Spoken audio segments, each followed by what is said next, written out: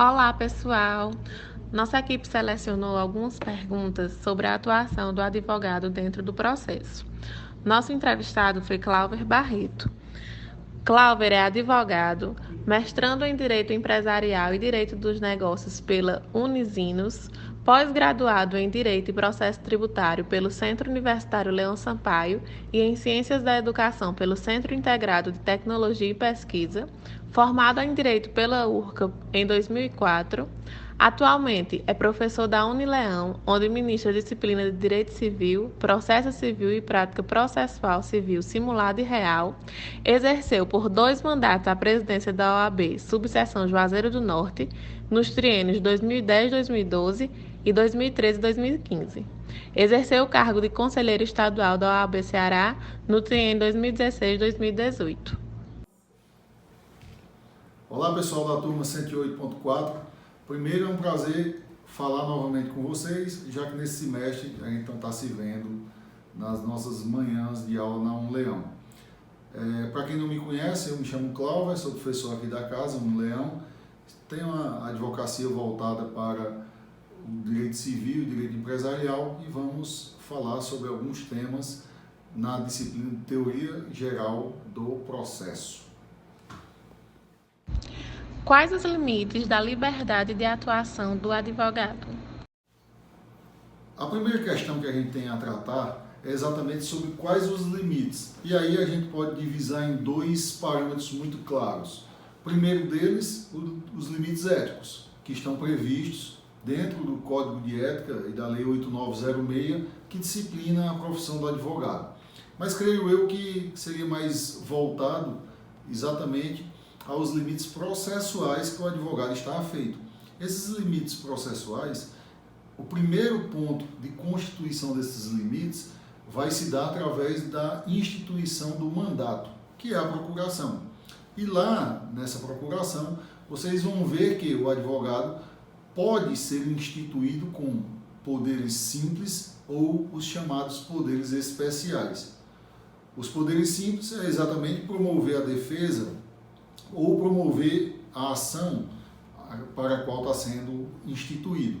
Os poderes especiais são elencados tanto no Código de Processo Civil como na Lei 8906 e verba grácia, apenas para exemplo, são, por exemplo, o direito de receber citação, o direito de transigir e o direito de negociar, por exemplo.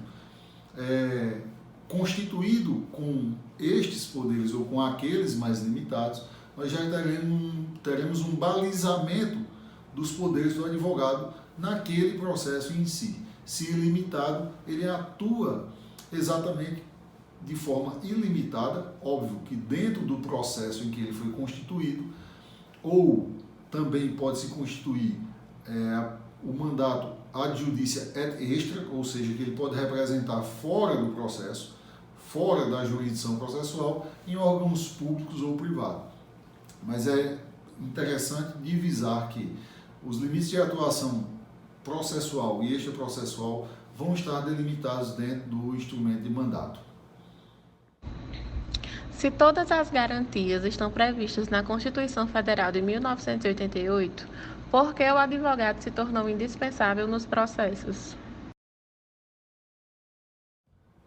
Bem, por que o advogado é indispensável ao processo?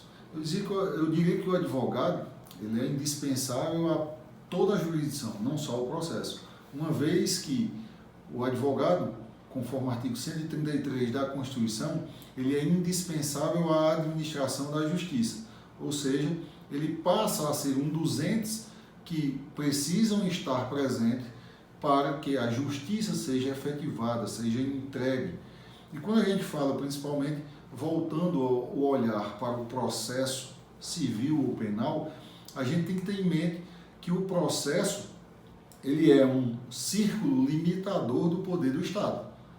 O Estado, que se auto-outorgou o poder de intervenção na vida das pessoas, penal, civil, trabalhista, administrativo, ele criou limites para esta atuação dele como detentor do poder de polícia ou do poder jurisdicional. E dessa forma, o advogado funciona exatamente com direito ao jus postulante, mas também com um fiscal deste processo, com um defensor de que o processo seja instituído e siga as delimitações que a lei prevê. Apesar de se falar muito que o advogado realiza a atividade de postulação, de consultoria e assessoria, outra atividade também importante já surgiu há algum tempo e vem sendo objeto de discussão entre doutrinadores, professores e estudantes, que é a de negociador. O que isso significa? O advogado como negociador.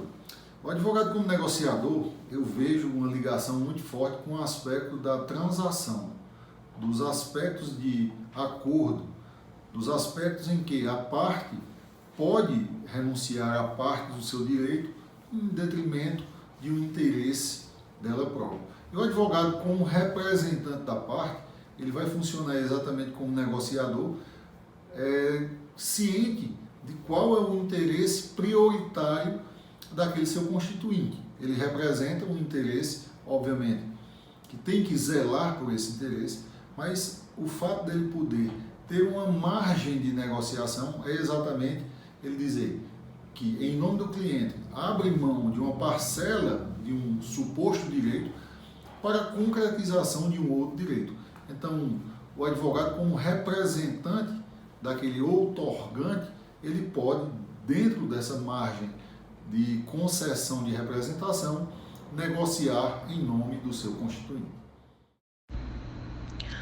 O que significa a atividade da postulação exercida pelo advogado? A atividade de postulação do advogado é necessário que a gente faça uma pequena pontuação de que o Estado reservou para um grupo específico de pessoas o direito de postulação, ou seja, o direito de ir ao judiciário, de postular dentro do judiciário, porque se apresenta como uma pessoa adequada e tecnicamente capaz a fazer isso. Ou seja, não é toda pessoa que pode postular junto ao judiciário.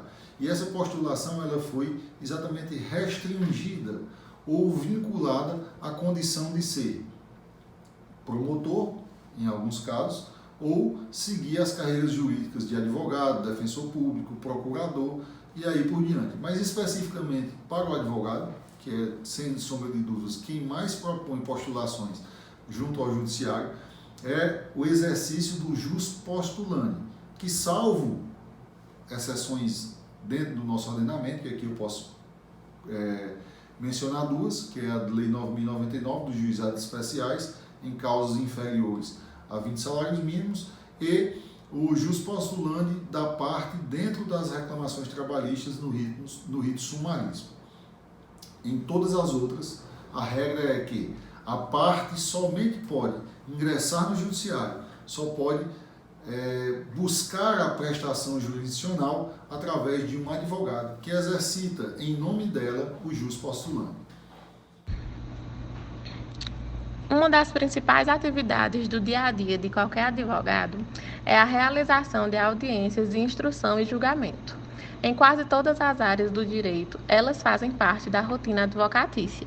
Em juizados especiais, na Justiça do Trabalho, nas varas criminais e até mesmo na rotina do Fórum Civil. Mas quais são exatamente as expectativas do advogado nessas audiências? Dois tipos de audiência. A primeira delas, a audiência voltada à conciliação, que hoje é inclusive requisito da petição inicial e do processo civil, previsto lá no artigo 319 do CPC.